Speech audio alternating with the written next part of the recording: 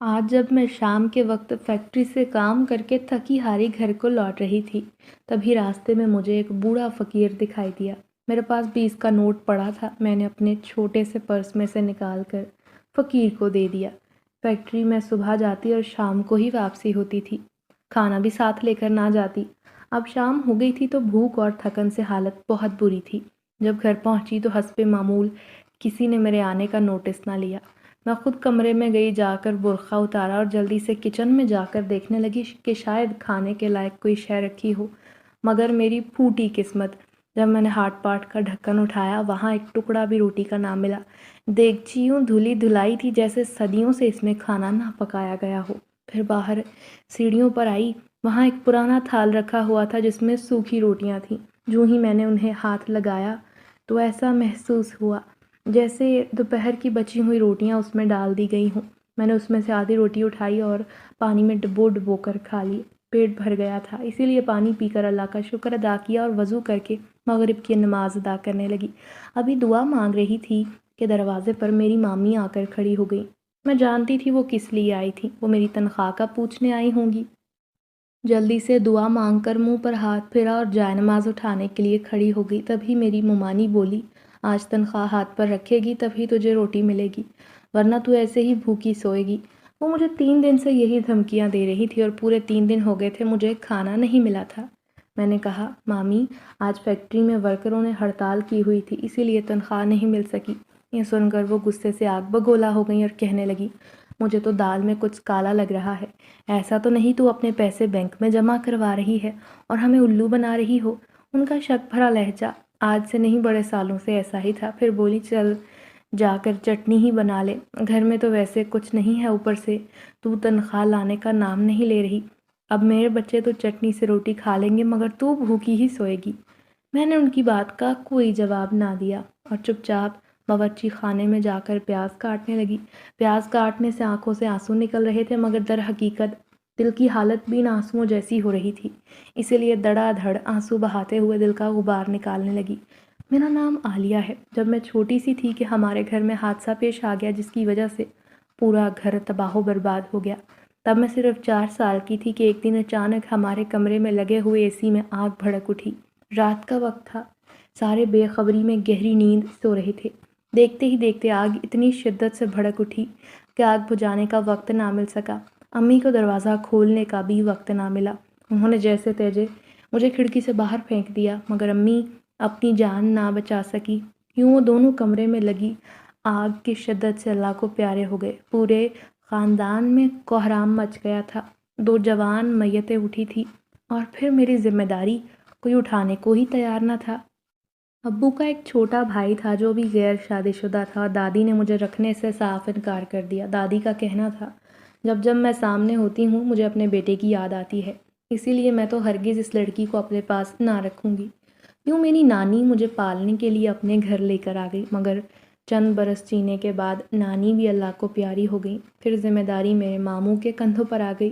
شاید شروع سے ہی بد نصیبی کا داغ میرے ماتھے پر جڑ گیا تھا، کیونکہ جو ہی ماموں کا بیاہ ہوا ان کے ہاں 4 بچوں نے اوپر تلے جنم لیا اور پھر ایک حادثے میں وہ بھی اللہ کو پیارے ہو گئے۔ اب نہ صرف میرے ددیال والے بلکہ ننیال والے بھی مجھے نفرت بھری نگاہوں سے دیکھتے اور کہتے، یہ تو شروع سے منحوس لڑکی ہے، جس کے گھر جاتی ہے اسی کو کھا جاتی ہے۔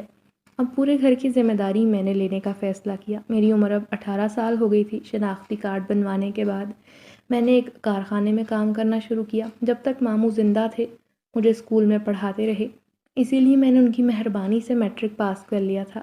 اب بھلا صرف میری کمائی سے گھر کا گزارا کہاں ہونے والا تھا؟ تو جب سے فیکٹری میں لگی تھی اپنے پاس ایک پائی بھی نہ رکھتی، بلکہ جب بھی پیسے ملتے فوراً آ کر مامی کو دیا کرتی۔ جو ہی فیکٹری سے واپس آتی تو وہ اکثر بیمار رہتی تھی، جس کی وجہ سے مجھے ان کے بچوں کے ساتھ ساتھ گھر کا کام بھی سنبھالنا پڑتا۔ کیونکہ کمانے والی میں عورت اکیلی ذات تھی، اسی لیے کبھی گھر میں فاقے ہوتے تو کبھی پیٹ بھرنے کو کھانا مل جایا کرتا۔ میں دیکھتی تھی کہ میری دی ہوئی تنخواہ سے مامی اپنے بچوں کے لیے پھل سبزی دودھ لے آتی تھی مگر میرے لیے کبھی کچھ نہ لے کر آتی، بلکہ اکثر ایسا ہوتا میں دوپہر کا کھانا بھی فیکٹری نہ لے کر جاتی، کیونکہ ناشتہ بناتے ہی اتنی دیر ہو جاتی کہ وقت ہی نہ ملتا کہ اپنے لیے کھانا بنا سکوں۔ اکثر کام سے واپس آتی تو حالت اتنی خراب ہوتی کہ انتڑیاں چیخ رہی ہوتی، اور جب کچن میں جا کر دیکھتی تو خالی دیگچیوں کے کچھ بھی دکھائی نہ دیتا تھا۔ پھر میں سوکھی روٹیاں ہی پانی میں بھگو کر کھا لیتی، ہر حال میں بس رب کا شکر ادا کرتی۔ سوائے 2-3 جوڑوں کے میرے پاس اور کوئی کپڑا بھی نہ تھا۔ جب فیکٹری جاتی تو ایک جوڑا پہن لیتی اور اگلے دن دوسرا۔ فیکٹری میں کام کرنے والی میری ہم عمر لڑکیاں اکثر میرا مذاق اڑاتی کہ عالیہ کے پاس تو سوائے 2 جوڑوں کے اور کچھ ہے ہی نہیں، دیکھو تو صحیح کتنے بند رنگے اور میلے نظر آتے ہیں اس کے کپڑے، کتنے بدرنگ ہیں۔ مجھے ان کی باتوں سے خواہ مخواہ کوئی فرق نہ پڑتا، کیونکہ اچھے سے جانتی تھی اگر میں اپنے کپڑے بنانے میں لگ جاؤں گی تو مامی اور ان کے بچے تو بھوکے ہی مر جائیں گے، تو اپنی تنخواہ سے ایک پھوٹی کوڑی نہ رکھتی۔ اکثر فیکٹری سے واپس آتی تو ایک انتہائی ضعیف فقیر راستے میں بیٹھا نظر آتا تھا۔ اس فقیر کو دیکھ کر میرے ذہن میں خیال آتا، شکر ہے اس مالک کا جس نے مجھے کسی کے آگے ہاتھ پھیلانے کا محتاج نہیں بنایا، ورنہ میری حالت بھی آج ایسی ہی ہوتی۔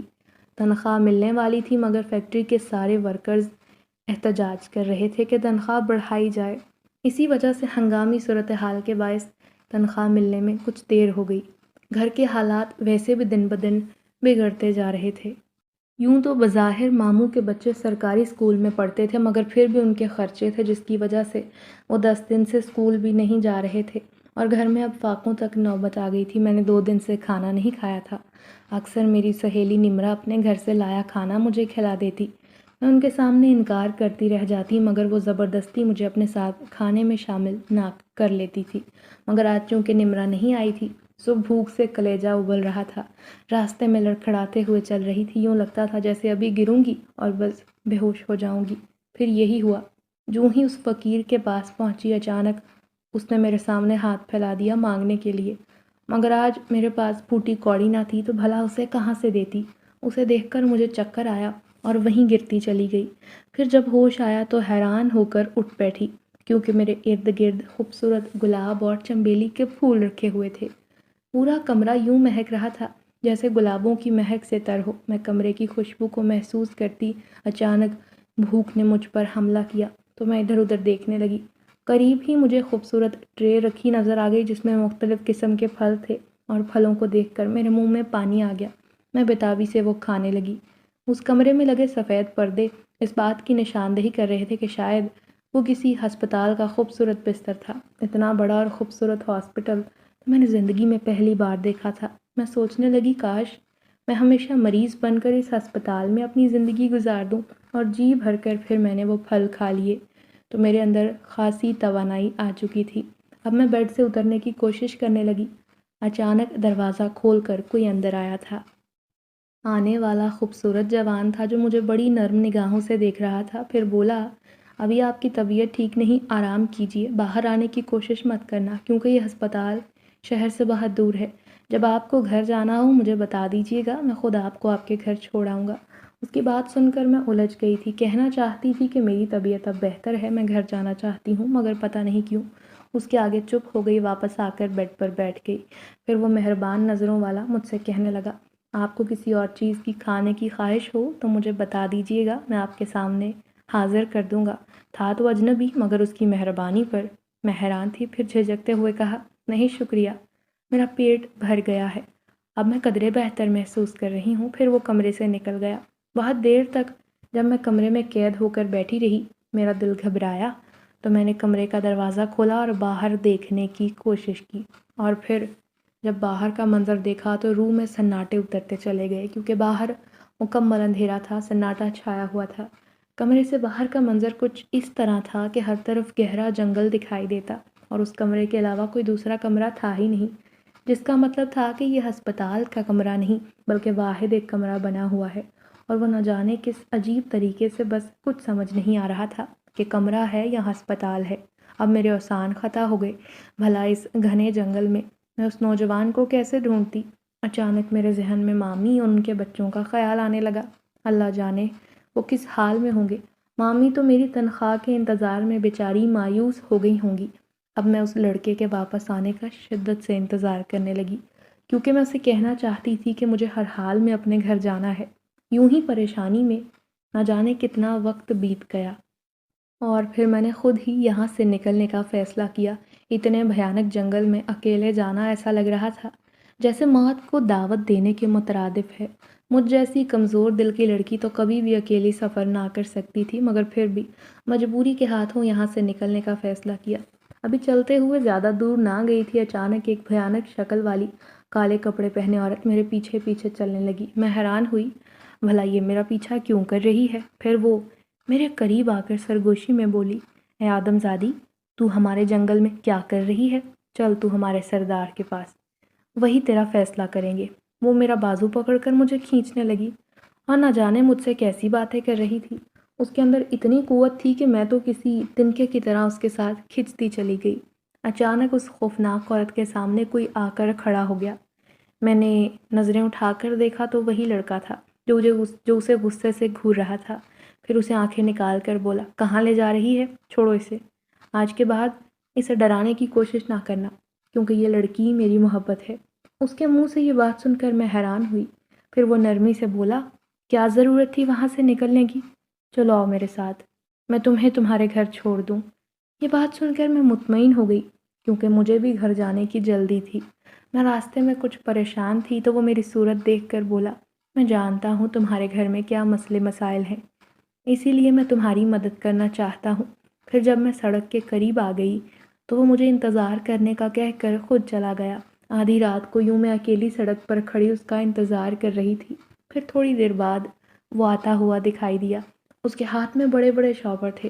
اس نے وہ مجھے تھما دیے اور بولا، جب تمہارے گھر والے کچھ بھی کہیں تو انہیں یہ شاپر دکھا دینا، وہ تم سے نہایت خوش ہو جائیں گے۔ اس کی یہ بات سن کر میں حیران رہ گئی کہ آخر ان میں کیا تھا، مگر یہ بات تھی کہ ان میں سے بڑی لذیذ خوشبو اٹھ رہی تھی۔ پھر مجھے گلی کے نکر پر چھوڑ کر وہ چلا گیا۔ آدھی رات کا وقت ہو چلا تھا۔ میں سوچ رہی تھی کہ مامی تو میرا سر کھول دیں گی۔ جب گھر میں داخل ہوئی تو بے اختیار میرے منہ سے چیخیں نکل گئیں، کیونکہ تقریباً سارے بچے نڈھال ہوئے پڑے تھے۔ شاید بھوک کی شدت سے بھوک ان پر حاوی تھی۔ پھر جب مامی نے مجھے دیکھا تو کہنے لگی، واہ واہ، آ گئی نواب زادی، پتہ بھی ہے میرے بچے تیرے آسرے پر پل رہے ہیں، الٹا اب تو یوں ہی نخرے دکھائے گی، کہاں آوارہ گردی کرنے گئی تھی؟ میں نے کہا، مامی آج بھی تنخواہ نہیں ملی، بس اسی لیے کھانے کا بندوبست کرنے گئی تھی۔ میں نے ڈرتے ڈرتے دونوں شاپر ان کے ہاتھ میں تھما دیے، جانے ان میں کھانا تھا یا کچھ اور، مگر میں نے خوشبو محسوس کر کے یہی کہہ دیا تھا۔ جب انہوں نے وہ کھانا دیکھا تو خوشی سے ان کی باتیں کھل گئیں۔ پھر بچوں کو اٹھا کر جلدی جلدی کچن میں لے جا کر کھانا لے آئیں۔ سب نے پیٹ بھر کر کھایا۔ اب سب سکون سے لیٹے تھے۔ میں بھی کمرے میں آ گئی۔ بچا ہوا کھانا میں نے بھی اٹھا لیا اور کمرے میں آ کر کھانے لگی۔ بے اختیار میرے دل سے اس نیک نوجوان مہربان کے لیے دعا نکلی۔ نہ جانے اس نے کس مقصد کے لیے میری اتنی مدد کی تھی۔ جو بھی تھا، سب نے پیٹ بھر کر کھا لیا تھا۔ دوسرے دن کے لیے میں خود کو تیار کر چکی تھی۔ اگلے دن جب میں کام پر جانے کی تیاری کرنے لگی تو دل ہی دل میں دعا مانگ رہی تھی کہ آج تنخواہ ضرور مل جائے تاکہ گھر میں راشن کا بندوبست ہو جائے۔ میں خود تو یتیم تھی، مگر یہی لگتا تھا جیسے میری منحوسیت کی وجہ سے ہی میری ممانی بیوہ اور ان کے بچے یتیم ہو گئے ہیں، تو اب میں ہی ان کا آسرا تھی۔ مجھے ان کا بھرپور اچھے طریقے سے خیال رکھنا تھا اور میں یہی چاہتی تھی۔ جب تک مامی کے بچے جوان نہ ہو جاتے میں اپنے بارے میں نہیں سوچ سکتی تھی۔ پھر اگلے دن جب میں فیکٹری گئی تو میری خوشی کی انتہا نہ رہی، کیونکہ فیکٹری کے سارے ورکرز کو تنخواہ دینے کا سلسلہ شروع کر دیا گیا تھا۔ کچھ دیر بعد مجھے بھی تنخواہ کے لیے بلا لیا گیا۔ میں نے خوشی خوشی تنخواہ لی اور مینیجر سے آدھے دن کی چھٹی مانگ لی۔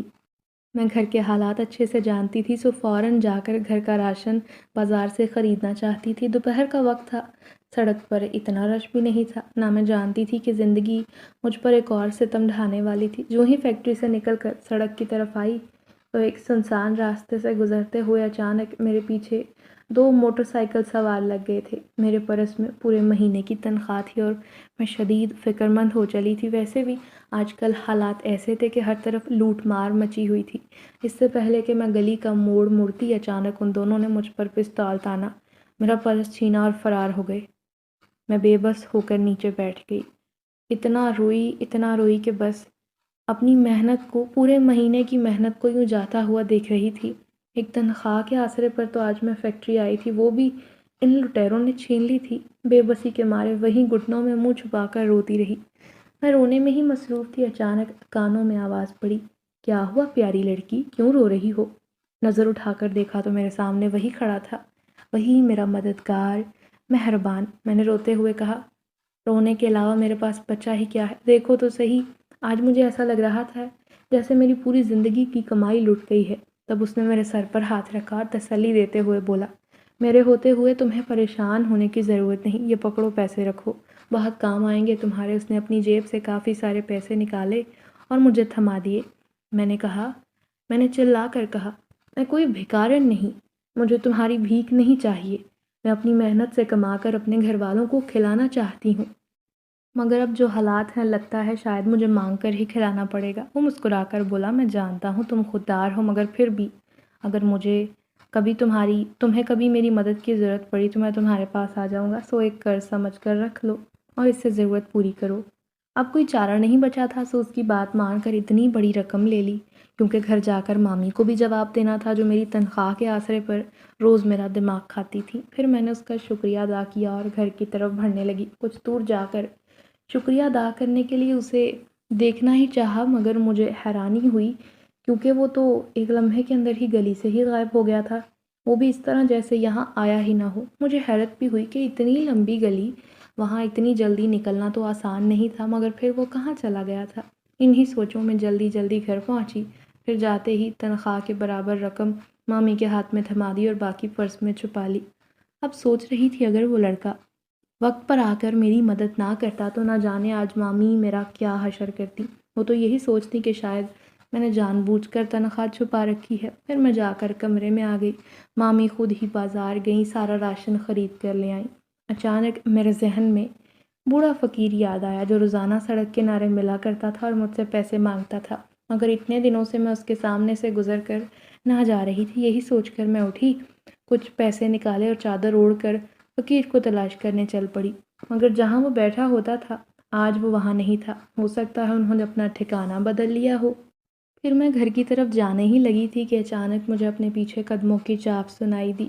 میں مڑی تو حیرت ہوئی، پیچھے وہی نوجوان میرے پیچھے چلتا آ رہا تھا۔ مجھے حیرت بھی ہوئی کہ یہ اتنی چپکے سے میرے پیچھے کیسے چل پڑا تھا جس کی مجھے خبر ہی نہ ہوئی۔ پھر وہ بولا، کیا میں تمہارا نام پوچھ سکتا ہوں؟ تم مجھے بہت اچھی لگتی ہو۔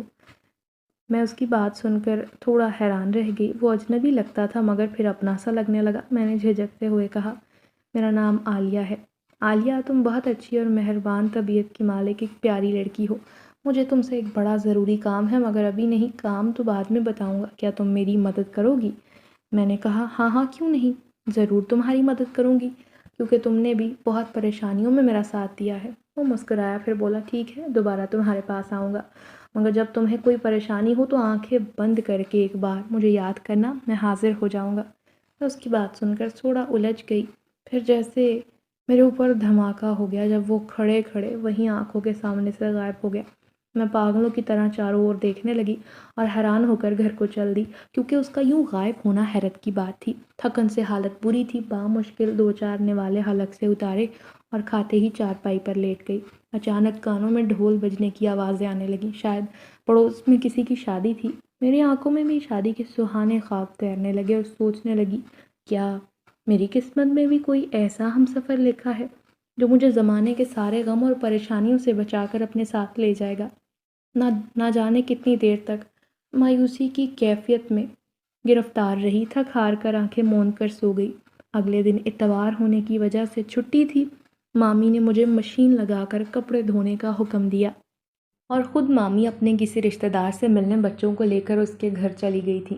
ایسا پہلی بار تو نہ ہوا تھا کہ وہ مجھے یوں اکیلا چھوڑ کر جا رہی تھی، پہلے بھی کئی بار میں گھر میں اکیلی رہا کرتی تھی، جبکہ وہ اور ان کے بچے اکثر کہیں نہ کہیں آتے جاتے رہتے تھے۔ چھوٹے 2 کمروں کا گھر تھا، اسی لیے مجبوراً کپڑے سکھانے چھت پر جانا پڑتا۔ ابھی میں نے کپڑوں کی بھری بالٹی اٹھائی اور سیڑھیاں چڑھتی چھت پر چلی گئی۔ میں کپڑے سکھا رہی تھی کہ اچانک مجھے اپنے کانوں میں کسی کی آواز سنائی دی، جیسے کوئی مجھے پکار رہا ہو، عالیہ، بات سنو۔ میں چونک کر مڑی اور پھر اچھل پڑی۔ میرے پیچھے وہی نوجوان لڑکا کھڑا تھا۔ میں اس کی اس قدر جرأت پر شدید دنگ رہ گئی کہ وہ ہمارے مکان کی چھت پر آ کھڑا تھا اور کتنے دھڑلے سے وہ گھر میں آ گھسا تھا۔ پھر میں سر ہلا کر بولی، تم کیسے اوپر آ گئے؟ اگر کسی نے مجھے تمہارے ساتھ یہاں کھڑے دیکھ لیا نا تو بدنام ہو جاؤں گی میں سخت فکر مند اور تشویش میں مبتلا تھی۔ تبھی وہ میری بات سن کر مسکرایا اور کہا، ارے عالیہ، پریشان ہونے کی ضرورت نہیں، تمہیں میرے علاوہ کوئی نہیں دیکھ سکتا، کیونکہ میں نے تمہارے علاوہ کسی کے سامنے اپنے آپ کو ظاہر ہی نہیں کیا۔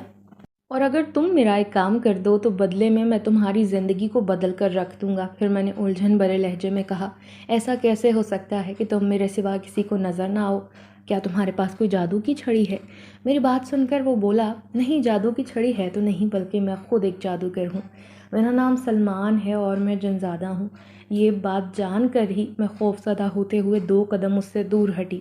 مجھے یقین نہیں آ رہا تھا میرے سامنے ایک انسان کی بجائے جنزادہ کھڑا ہے، اور مجھے یوں ڈرتا دیکھ کر وہ بولا، دیکھو، ڈرنے کی ضرورت نہیں، تمہارے پاس صرف ایک کام سے آیا ہوں۔ مجھے یقین ہے تم اتنی نرم دل ہو کہ میرا کام ضرور کرو گی۔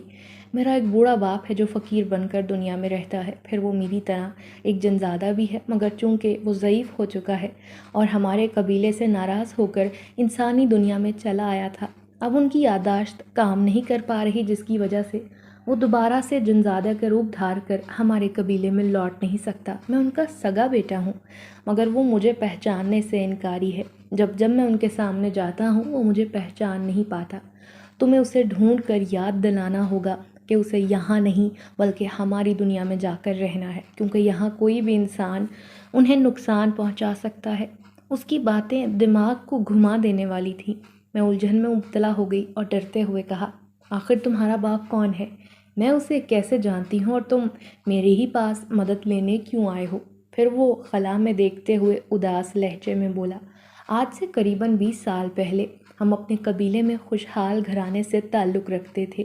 یوں تو میں اپنے ماں باپ کی اکلوتی اولاد تھا، مگر مجھے پتا تھا میری ایک غلطی کی وجہ سے، میں نہیں جانتا تھا کہ میری ایک غلطی کی وجہ سے میرے باپ کی پوری زندگی خراب ہو جائے گی۔ ہم وہاں آرام سے زندگی گزار رہے تھے۔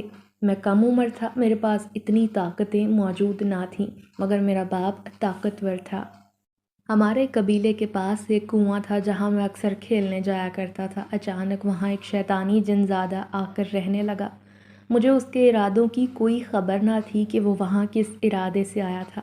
ایک دن اس نے مجھے اپنے پاس بلایا اور بولا، میں تمہارے قبیلے میں رہنا چاہتا ہوں کیونکہ میرے پاس کوئی ٹھکانہ نہیں۔ کیا تم اپنے سردار سے بات کر کے مجھے اس قبیلے میں ٹھکانہ دے سکتے ہو؟ میں معصوم کم عمر تھا، اس کی باتوں میں آ کر اسے اپنے ساتھ گھر لے آیا۔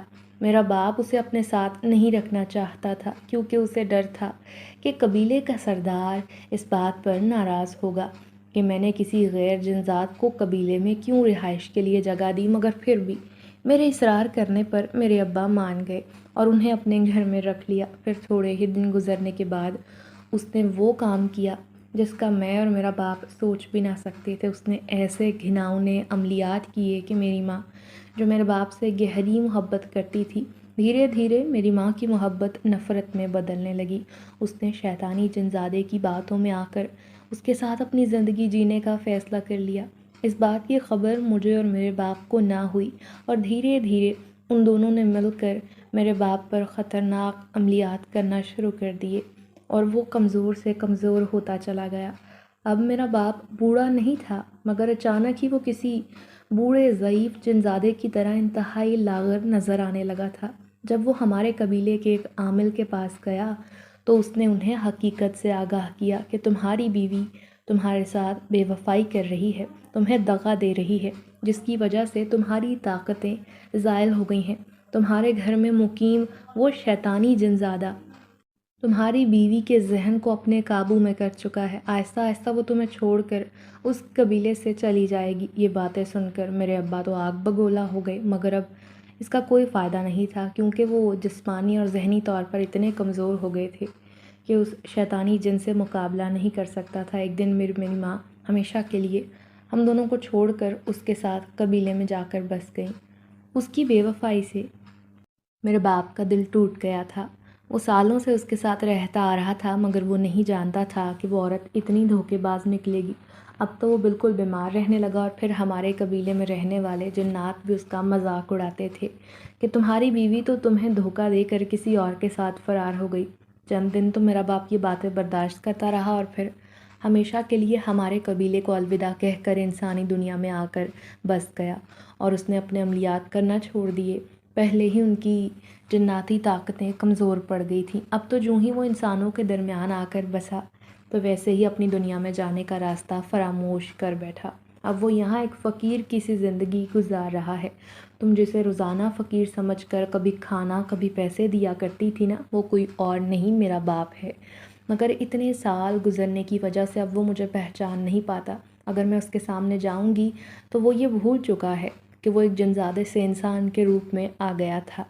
اب وہ ایک انسان کے طور پر یہاں زندگی گزارنا چاہتا ہے، مگر میں ہر حال میں اسے اپنے قبیلے میں لے کر جانا چاہتا ہوں۔ سو تمہیں اب ان کے پاس جا کر اس بات پر انہیں رضامند کرنا ہے، انہیں یاد دلانا ہوگا کہ وہ انسانی بستی میں رہنے کے لیے نہیں بلکہ جنات کی دنیا میں جنزادے کے حق سے زندگی گزارنے کا حق رکھتا ہے۔ اسی لیے تم اسے مجبور کرو کہ وہ میرے ساتھ واپس چلے۔ میں اس کی بات سن کر حیران تھی، بھلا میں اس کے باپ کو کیسے راضی کر سکتی تھی اس کے ساتھ جانے پر میں نے کہہ دیا یہ سب کرنے کے لیے تیار ہوں، مگر مجھے کیسے پتہ چلے گا کہ وہ اس وقت کہاں ہے اور کہاں رہتا ہے، کیونکہ اتنے دنوں سے تو وہ مجھے نظر نہیں آ رہا۔ پہلے تو وہ روز ہی سڑک پر دکھائی دیتا تھا، مگر کافی دن گزر گئے ہیں، میں نے اسے کہیں نہیں دیکھا۔ پھر اس نے کہا، پھر سلمان نے مجھے بتایا کہ تمہارے علاقے کے پچھلی طرف جنگل کے قریب ایک خانہ بدوشوں کی بستی ہے، وہ بھکاریوں کے ساتھ وہیں رہتا ہے، سب سے الگ تھلگ، نہ کسی سے بات کرتا ہے، نہ کسی کے پاس آتا جاتا ہے، اور کسی دوسرے بھکاری میں اتنی ہمت نہیں کہ اس کے پاس جا کر کوئی بات کر سکے۔ تقریباً 20-21 سالوں سے اس نے اپنے منہ پر چپ کا تالا لگا رکھا ہے، مگر میں اب اسے ہر حال میں زندگی کی طرف واپس لانا چاہتا ہوں۔ پہلے مجھے یہ سب معلوم نہیں تھا، مگر جوں ہی میں بڑا ہوا، میری طاقتوں میں اضافہ ہوا، میں نے یہ سب کچھ معلوم کر لیا۔ میں اس کا یہ کام کرنا چاہتی تھی، مگر مجھے ڈر بھی تھا کہ اگر میں اس کام میں لگ گئی تو مجھے فیکٹری سے نکال دیا جائے گا، کیونکہ میں وہاں سے چھٹیاں نہیں کر سکتی تھی۔ سو مجبور ہو کر جب میں نے اس خدشے کا اظہار سلمان کے سامنے کیا تو وہ بولا، اس بارے میں تمہیں پریشان ہونے کی ضرورت نہیں عالیہ، تمہارے پورے گھر کی ذمہ داری مجھ پر ہے۔ جب تم میرے لیے اتنا بڑا کام کر سکتی ہو تو بدلے میں تمہیں اتنا مالا مال کر دوں گا کہ آئندہ آنے والے وقت میں زندگی بھر تمہیں کسی کی غلامی نہ کرنی پڑے۔ تمہارا مجھ پر بڑا احسان ہوگا۔ اس کی یہ باتیں مجھے شرمندہ کر رہی تھیں، کیونکہ ایک طرف مجھے شروع سے ہی سب لوگ منحوس قرار دیتے آ رہے تھے اور یہ جنزادہ مجھے اتنی عزت دے رہا تھا۔ اب میں نے اسے یقین دلایا کہ چلو میں ہر ممکن کوشش کروں گی کہ تمہارے بوڑھے باپ کو راضی کر سکوں تاکہ وہ بھی اپنی زندگی کے آخری ایام پرسکون طریقے سے گزار لے۔ میری بات سن کر وہ خوش ہو گیا اور فی الوقت وہاں سے چلا گیا۔ شام کو مومانی اور ان کے بچے واپس آ گئے تھے۔ میں کچن میں کھانا پکا رہی تھی، انہوں نے آتے ہی کھانے کا شور مچا دیا۔ پھر وہ تھوڑی دیر بعد مجھے بتانے لگی کہ ان کی کسی رشتہ دار کی بیٹی کی شادی ہے جس میں انہوں نے ہمیں بھی دعوت دی ہے۔ وہ اداس ہو کر روتے ہوئے کہنے لگی کہ ہماری ایسی قسمت کہاں کہ ہم کسی شادی بیاہ میں جائیں، وہاں جانے کے لیے اچھے کپڑوں اور تحائف کی ضرورت ہوتی ہے، مگر ہماری ہرگز اتنی اوقات نہیں ہم کسی کو کچھ دے سکیں۔ میں نے زندگی بھر احساس محرومی دیکھی تھی، اسی لیے مجھے ان کی باتوں کا اندازہ تھا۔ پھر میں نے سوچا کہ میرے پاس رکھے ہوئے پیسے کس کام کے، اگر وہ کسی کے کام نہ آئے۔